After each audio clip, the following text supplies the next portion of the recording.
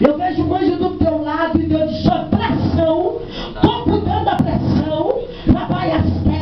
Deus vai cuidar da vida do teu sangue,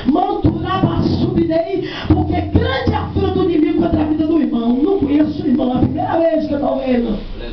Mas Deus diz: jogo eu por terra os laços que o inimigo tem lançado.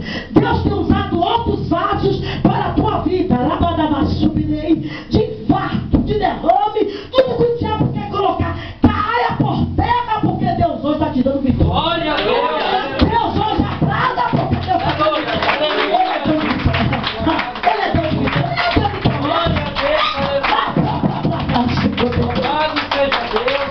E aí dá para saber que é Deus. Deste lado do carro você sente um arrepio. Um arrepio que você não sabe de onde. Jesus vai arrancando de mim. Mas Deus te dizer: eu tenho obra. Quando Deus tem obra, tem promessa, não se preocupe. Não, irmão Vilma? Deus está no controle do barco. Só não sai de dentro do barco.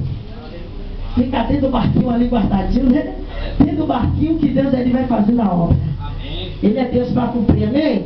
Quem crê em qual foi ter revelação? Aqui é a igreja do manto, é a igreja do plá, mas tem a palavra. A igreja sem palavra, ela se corrompe. Tá? A bispa aqui não sabe ler e escrever, mas Bíblia, meu filho, eu sei. Glória a Deus. Bom, a Bíblia diz o quê? Deus diz o quê? Abre a tua boca. Preguei para você ou não preguei? Jesus me deu. Quem estava falando aqui comigo foi ele. Fala aí, minha filha. Fala aí, minha filha. Então tem que falar. Vocês começam a comer Bíblia. Glória a Deus. Começa a não deixar nada se corromper.